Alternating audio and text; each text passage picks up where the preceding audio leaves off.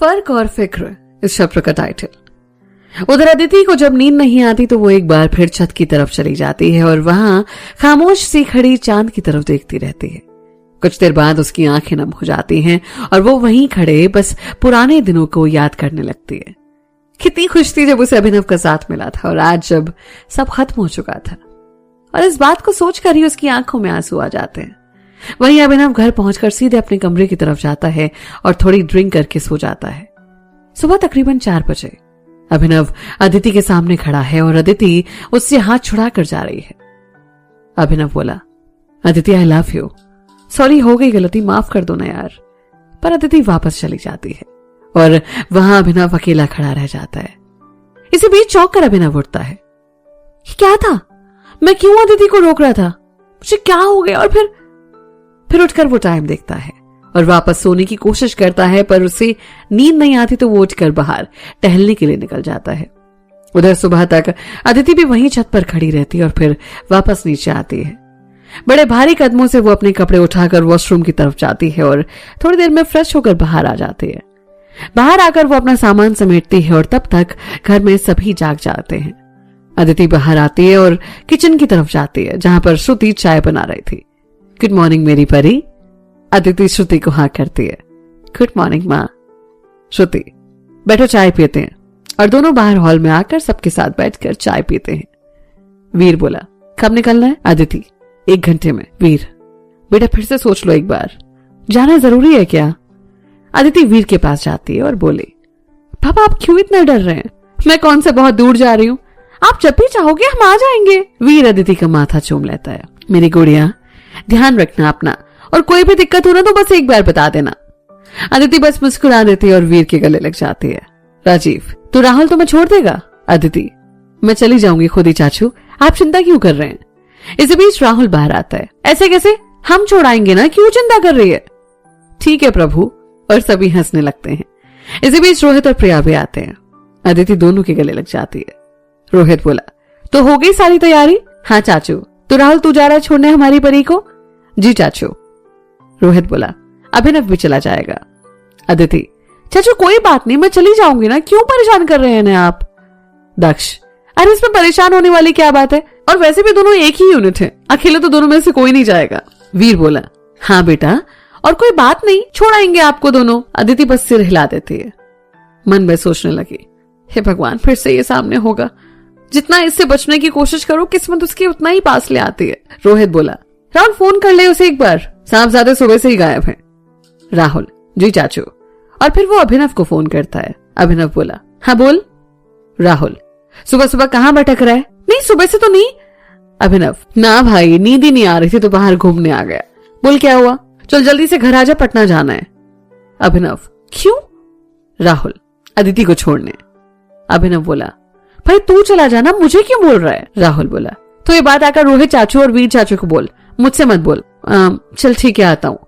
अभिनव बोला, कब तक निकलना है? आधे घंटे में। ठीक है। और फोन काट देते हैं। उसके बाद राहुल भी सबके साथ आकर बैठ जाता है। इसी बीच सोनाली राहुल को अपने पास बुलाती है। हाँ चाची क्या हुआ? सोनाली, पहले मेरी बात पूरी सुनोगे, वादा करो। राहुल, ठीक है कहिए क्या हुआ? सोनाली, ऋचा की बात हुई थी सनाया से। चाची प्लीज मुझसे कुछ मत कहिए। सोनाली, प्लीज मेरी पूरी बात सुन लो एक बार। राहुल, पर चाची। ठीक है कहिए। सोनाली बोली, राहुल कुछ भी ठीक नहीं है, और जो भी हुआ उसमें। राहुल बोला, हाँ जानता हूं उसमें सनाया की कोई गलती नहीं है। चाची मुझे वाकई में कोई फर्क नहीं पड़ता। पूरी बात सुनोगे नहीं राहुल? नहीं चाची। और मुड़कर वापस जाने लगता है। सोनाली हंसने लगती है। राहुल के कदम रुक जाते हैं। कितनी अच्छी तरह से जानती है ना तुम्हें वो राहुल। राहुल बोला, क्या हुआ? सोनाली, उसे पता था कि तुम मेरी या किसी की बात नहीं सुनोगे और इसलिए उसने तुम्हारे लिए कुछ भेजा है। राहुल बस सोनाली की तरफ देखने लगता है। सोनाली उसके पास आकर उसे एक लिफाफा पकड़ा देती है। इसे फुर्सत से खोलकर देख लेना कि इसमें क्या है, और हाँ अगर कभी सनाया से प्यार किया हो तो प्लीज इसे पहली बार की तरह फाड़ कर मत फेंक देना। राहुल वो लिफाफा सोनाली के हाथों से ले लेता है और वापस बाहर की तरफ निकल जाता है। वहां अदिति वापस जाने के लिए तैयार थी। प्रीति बोली, मेरा बच्चा बस खुश रहना और अपना ख्याल रखना। अदिति बस सिर हिला देती है और उसके बाद वो बाकी सबसे भी मिलती है। और सभी उसे ढेर सारा आशीर्वाद देते हैं और खुद का ख्याल रखने को कहते हैं। उसके बाद अदिति श्रुति के पास जाती है। श्रुति उसको गले से लगा लेती है और उसका माथा चूम लेती है। बोली, मेरा बच्चा, बस अपना ख्याल रखना और याद रखना हम हमेशा अपनी परी के साथ हैं। अदिति बस हाँ में सिर हिला देती है और फिर वीर के पास जाती है। वीर कुछ बोल नहीं पाता और बस अदिति को गले लगा लेता है। उसकी आंखें नम थी। अदिति बोली, क्या पापा आप ही ना, और उसके आंसू साफ करती है। वीर बस अदिति का माथा चूम लेता है।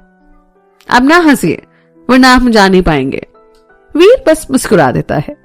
अदिति बोली, हाँ मेरे पापा सबसे स्ट्रांग हैं। और एक बार फिर वो वीर के गले लग जाती है। सभी फिर बाहर दालान की तरफ आते हैं और अदिति गाड़ी में बैठ जाती है और धीरे धीरे गाड़ी दालान से बाहर निकलती है और अदिति खिड़की से बाहर सर निकालकर सबको बाय बोलती है। राहुल, तो ठीक है ना अदिति? हाँ। और फिर अदिति अपने आंसू साफ करने लगती है। थोड़ी देर में ही राहुल अभिनव को पिक करता है और तीनों फिर निकल पड़ते हैं पटना एयरपोर्ट की तरफ। थोड़ी देर गाड़ी में खामोशी पसरी रहती है। राहुल बोला, सुन अदिति, चाय पिएगी? अदिति, हाँ ठीक है। और फिर राहुल थोड़ी देर में गाड़ी एक ढाबे के पास रोक देता है और तीनों बाहर निकलकर चाय पीते हैं। अदिति का मन भी अब हल्का लग रहा था और फिर तीनों वापस निकल पड़ते हैं अपनी मंजिल की तरफ। राहुल बोला, तो अदिति तो पक्का जा रही है? अदिति, हाँ यार। रुक जा ना यार अदिति। अदिति बोली, रुकने के लिए कोई वजह भी तो होनी चाहिए ना राहुल। राहुल बोला, वजह तो बहुत सारी हैं, हम सब है ना यहाँ पर। अभिनव है। अभिनव राहुल की तरफ देखकर, क्या है, कुछ भी बोलता रहता है? और अदिति भी इस बात पर खामोशी रहती है। थोड़ी देर तीनों के बीच खामोशी पसरी रहती है और फिर अदिति को नींद आने लगती है तो वो पीछे की सीट पर ही सो जाती है। थोड़ी देर बाद अभिनव बोला, क्या यार राहुल, कुछ भी बोलता रहता है तू? राहुल, क्यों, तुझे क्यों तकलीफ हो रही है? कुछ भी बोलूं तो? अभिनव, तू भी ना भाई, खामा वो अनकंफर्टेबल फील कर रही होगी। राहुल, इतनी परवाह है उसकी तो बोल क्यों नहीं देता उससे कि अभी भी तो उससे प्यार करता है? तेरे कहने पर रुक जाएगी वो। अभिनव, तू ना अपना दिमाग मत चला, बस गाड़ी चला। और फिर वो बाहर की तरफ देखने लगता है। अभिनव का मन जाने क्यों उदास था। पता नहीं मुझे क्यों अच्छा नहीं लग रहा, कुछ मुझे क्या हुआ है, ऐसा क्यों लग रहा है? और अपने ही ख्यालों में वो उलझा रहता है।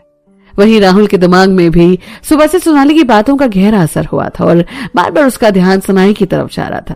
राहुल, आखिर ऐसी क्या मजबूरी रही होगी सनाई की कि उसने ऐसा किया? प्यार तो उससे भी था, फिर भी उसने क्यों किया ऐसा? और इन्हीं ख्यालों में उसका दिमाग भी उलझा रहता है। तीनों के दिमाग में ही खलबली मची रहती है और तीनों ही जिंदगी के उस दौराहे पर खड़े थे जहां पर पता नहीं होगा क्या आगे। किसी को कोई अंदाजा नहीं था। दोपहर के वक्त तीनों पटना पहुंच जाते हैं।